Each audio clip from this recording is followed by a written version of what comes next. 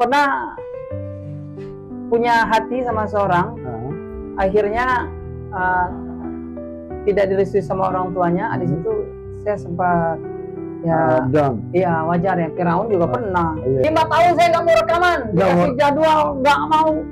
Saya makan aja susah, saya sampai kurus.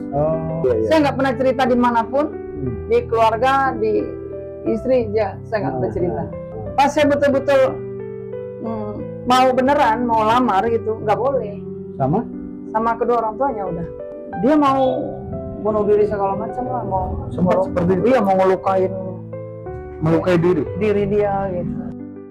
Rindu hatiku ini ingin rasanya bersamamu kekasih. Rindu hatiku ini ingin rasanya ku miliki lagi. Candamu itu, tawamu itu, senyummu yang menyentuh kalbu. Ku tak ingin jauh darimu, oh kekasih.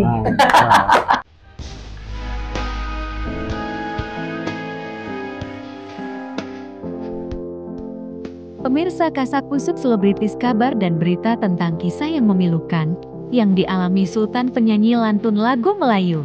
Dulu pernah mengalami miris dalam percintaan dan sampai sekarang masih menyimpan rasa yang tidak terlupakan di masa dulu.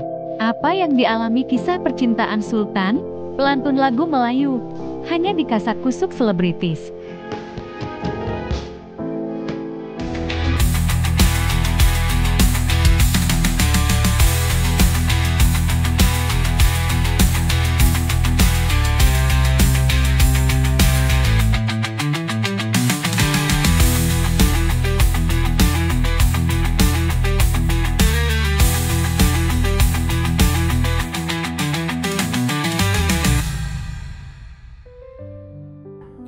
Brother Sultan, kira-kira boleh tahu nggak suka dukanya menjadi seorang penyanyi? Ya, Sultan sendiri kan menurut industri musik sampai saat ini masih diperhitungkan. Nah, kira-kira seperti apa sih di awal karir perjalanannya, kemudian suka dukanya sampai menjadi seorang Sultan yang sekarang? Mungkin bisa diceritakan. Musik kayak saya itu dianggap kampungan dulunya. Kampungan, norak, nggak masuk segmen lah segala macam. Bahkan pernah sampai di Musika sudah jadwalin promotor khusus interview radio Jawa, Bali, Lombok di salah satu kota di Malang. Tapi saya nggak sebutin radionya. Udah saya udah duduk, udah turun mobil sama tim, udah duduk senyum-senyum. Kata si pihak radionya, nggak ada janji sama Sultan gitu. Padahal udah confirm. Saya dengan senang hati. Saya kan istilahnya. Jadi saat itu meskipun sebenarnya sudah ada janji, sudah confirm, masih ada penolakan. Oh iya, nggak ada janji, mungkin nggak masuk segmen, entah gimana. Saya angkat kaki, saya jalan. Ada sedihnya, tapi ada ketawa, ada segala macam. Abang bisa bayangin dari Jakarta lewat darat nyampe di sana dibilang tidak ada konfirmasi dari Musika studionya. Nah, ini ada beberapa radio waktu itu dan stasiun TV juga yang menganggap musik saya ini norak, kampungan, tidak layak begitu. Nah, tapi tidak bersedih, tidak, cuman ya senyum saja. Tidak putus semangat. Tidak, karena saya yakin dengan Musika Studio ya. Musika kan bukan perusahaan ece-ece. Dia nggak termasuk industri musik besar. Iya, ada Iwan Fals, Mas Krisya dan lain-lain. Nggak mungkin Musika kontrak saya kalau tidak tanpa alasan yang pasti. Ya, begitu. Nah, akhirnya sekarang semua menikmati banyak band-band yang mengklaim bandnya Melayu. Saya bilang tadi, masuknya tuh Malaysia maksudnya. Iya. Nah, terus dan itu pasar saya semua itu, karena saya 2007 saya sempat vakum, nggak rekaman karena waktu itu Peter Pan lagi booming ya di Musika ya, jadi saya dipending. Itu lama, kurang lebih 5 tahun saya nggak rekaman, nggak nyanyi, nggak sampai nggak makan gitu. Pernah nggak pada saat awal mulai berkarir seorang sultan sendiri mengalami kayak, aduh, gue maju nggak ya, gue terusin apa enggak ya? Artinya ketika semangat itu sedang menggebu-gebu, tiba-tiba kemampuan kita tidak punya apa-apa, lalu kemudian kita harus terus-menerus untuk berjuang bagaimana supaya kita bisa mendapatkan pencapaian. Nah, kira-kira pernah nggak mengalami kesulitan-kesulitan yang sangat berarti bagi Sultan? Sampai saat ini alhamdulillah saya pikir tidak ada kesulitan yang begitu serius. Palingnya itu apa namanya, urusan percintaan ya. Saya kan pernah masuk sumur dalam, maksudnya terjebur. Iya,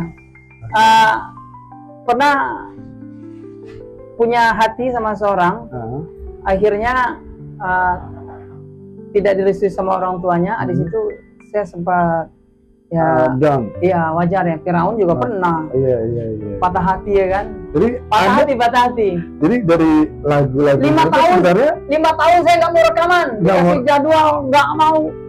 Saya makan aja susah, saya sampai kurus. Kerjaan saya, Bang.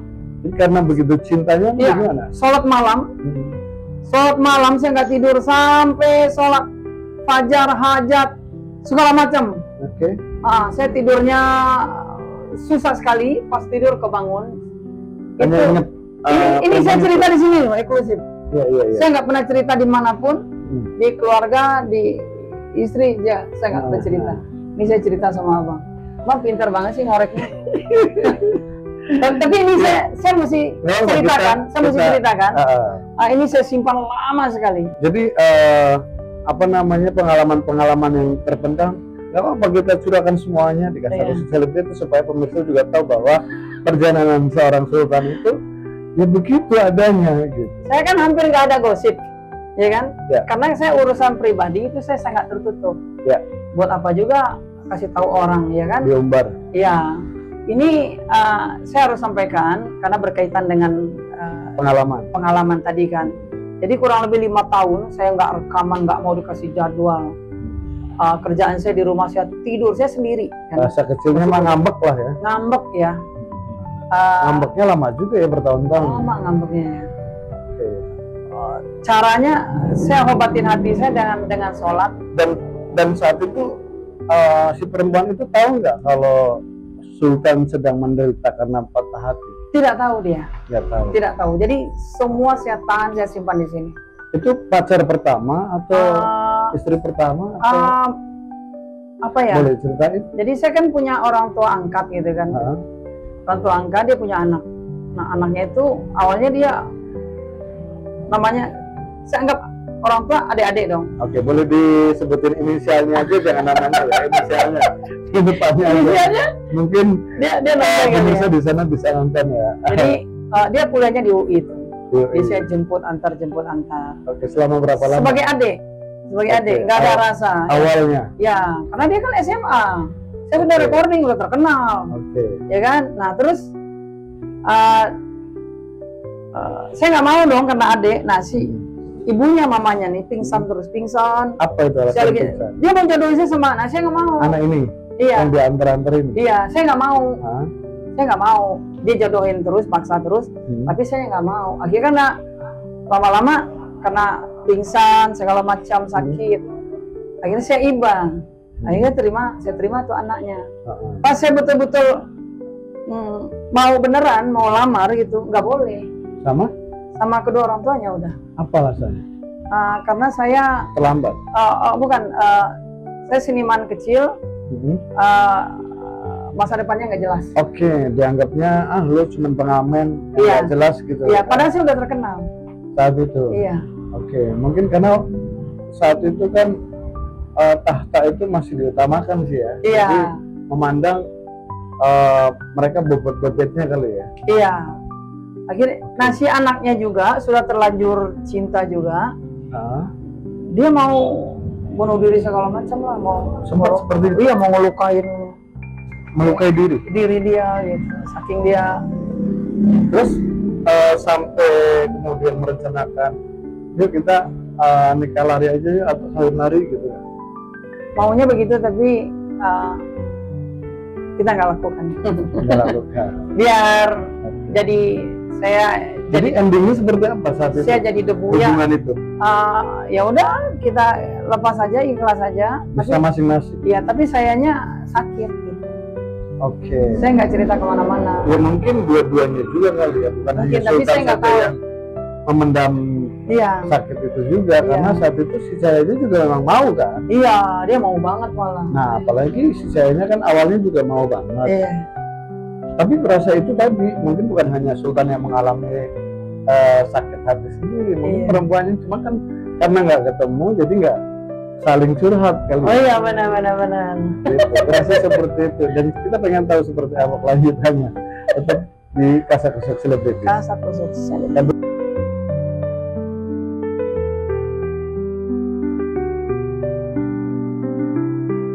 Nah, lalu seperti apa hubungan percintaan tadi antara sama-sama terluka dan sama-sama sakit hati? Padahal satu sama lain menurut saya tidak ada yang menyakiti. Iya. Hanya karena restu orang tua. Saat itu tuh restu orang tua tuh kayaknya banyak yang dijadikan lirik atau lagu, ya kan? Nah, untuk endingnya akhirnya seperti apa kalau boleh tahu? Nongkrong di toilet, bikin lagu. Nongkrong di toilet. Saya banyak lagunya kalau lagi di toilet. Nah, ini pengalaman lucu nih. Saya jawab dengan lagu aja, dengan karya. Oke. Iya. Apa yang terjadi ketika kita sedang patah hati, nongkrong di toilet? Kira-kira bisa di-spill lagunya apa yang pernah diciptakan saat itu? Wah, kayak lagu Rindu. Lagu Rindu itu kan karya saya tuh. Rindu boleh di-spill? Lagu ini viral juga ini. Iya. Sudah 7 purnama engkau tak hadir di sini. Refrennya begini. Rindu hatiku ini ingin rasanya bersamamu kekasih. Rindu hatiku ini ingin rasanya ku miliki lagi. Candamu itu, tawamu itu, senyummu yang menyentuh kalbu. Ku tak ingin jauh darimu, oh kekasih. Lagu Rindu. Itulah akhirnya tercipta lagu itu. Iya. Jadi dari patah hati menjadi lagu itu. Iya. Setiap hati saya disakitin orang. Oke. Tercipta lagu. Saya jawab dengan karya. Setiap disakiti, kalau gitu sering-sering patah hati. Sering-sering ya.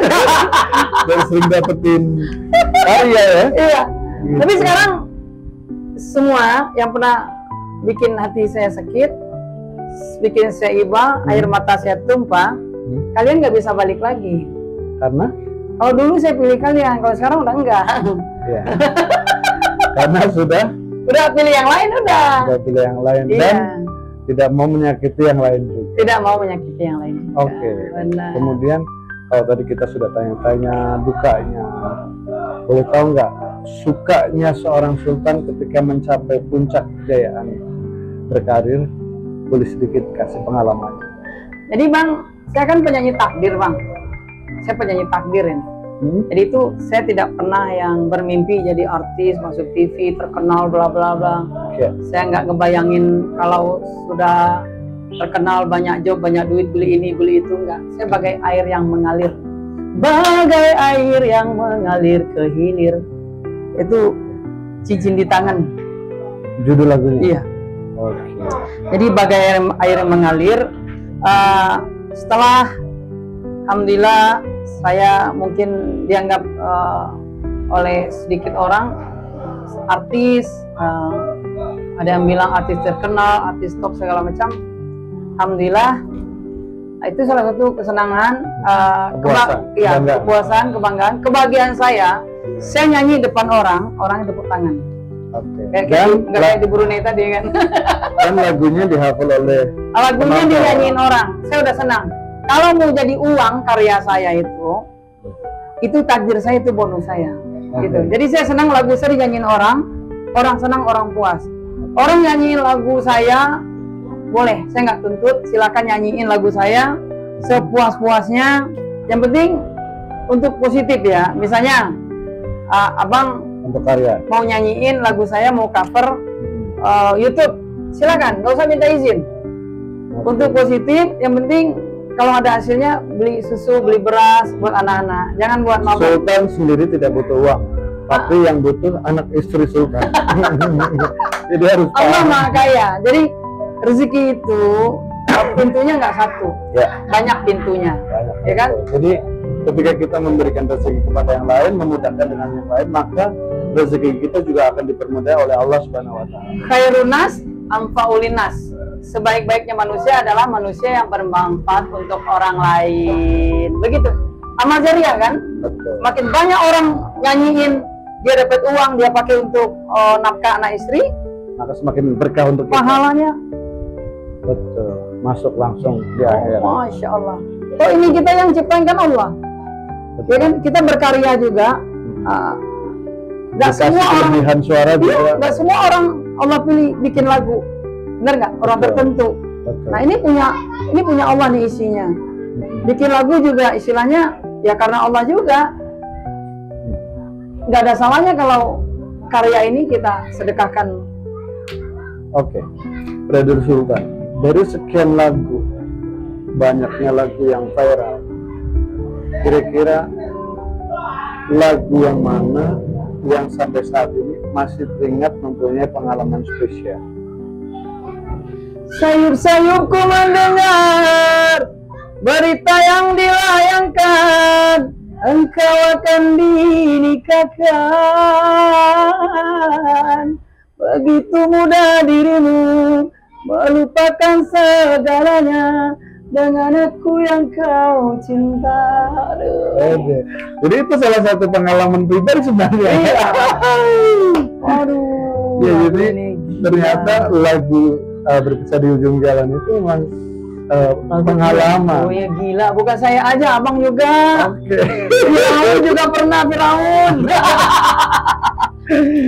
Lagu ini memang dahsyat ya.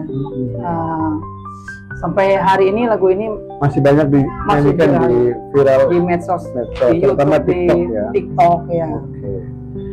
Nah, kesan-kesan dan pengalaman, kemudian mungkin ada sedikit edukasi buat para penyanyi pemula, pendatang baru, apa kira-kira bisa di... Untuk jadi bintang, untuk jadi star itu sebenarnya tidak bisa diukur dengan materi ya. Untuk jadi star tidak bisa instan juga, harus lewat proses yang berliku matang, banyak bertanya sama abang-abangmu ya. Sudah. Nah ini abang nih punya pengalaman. Ini salah satunya. Ini kalau nggak ada abang senior, nggak ada kita nih, nggak ada adik-adik ya. Nggak ada legend. Nggak ada. Jadi belajar menghargai karya-karya yang terdahulu ya. Bagaimana karena kalau supaya kita bisa mencapai popularitas yang sama. Ya, jangan berpikir pendek. Jangan berpikir pendek. Saya begitu. Saya menghargai abang-abang saya kayak Kang Iwan Fales, Mas Krisya Almarhum dan lain-lain. Yang satu label juga ya. Walaupun aliran musiknya beda, tapi mereka guru-guru kita gitu. Jadi jangan pula kita siapa sih Sultan? Siapa sih Sultan? Gua nggak boleh begitu. Betul. Saya kira ya.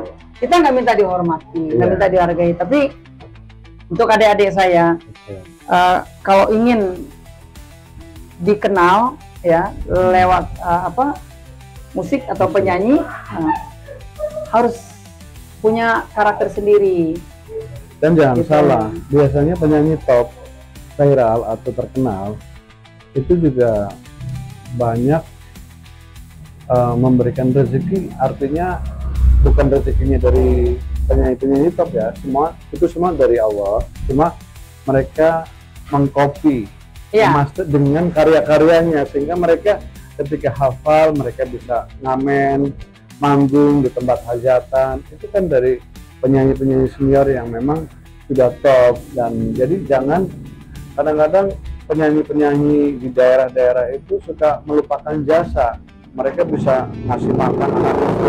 Iya.